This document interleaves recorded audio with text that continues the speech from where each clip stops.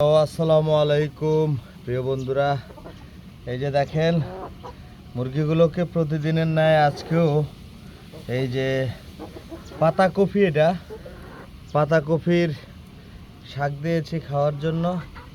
এখন শেষ পর্যায়ে ওরা পাতাকপি খাচ্ছে। প্রতিদিনই দেই, তো আজকেও আবার এই যে ওদেরকে পাতাকপি দিছি খাবার জন্য। মুরগিগুলো এই যে ওরা এইভাবে ঘুরে ঘুরে শাক খায়। বিকেল ওদেরকে এরকম ছাড়া থাকে ছাদের উপরে। আসলে লালু কই, লালু? হ্যাঁ, সবাই একসাথে আছে। এই যে দেখছেন ওদেরকে ছাদের উপরে এইভাবে দেই ওরা। এই যে দেখেন ছাদের উপরে আকাশ দেখা যায়। হ্যাঁ,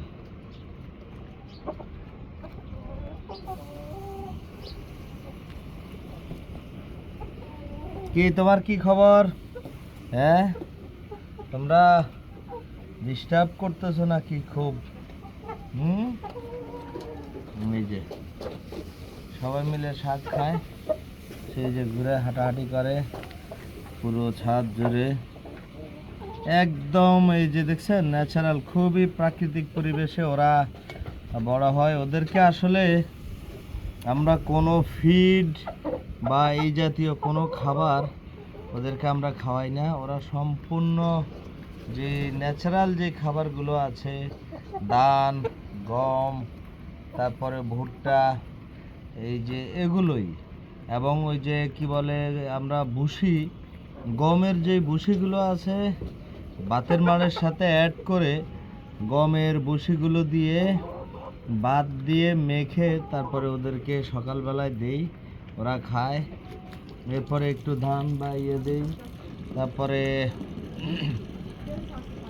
দুপুরে ওদেরকে একটু শাক টাক দিয়ে একটু ছেড়ে দিই। ওরা দুপুরবেলা এরকম হাঁটাহাঁটি করে শাক খায় সবাই। এই যে দেখেন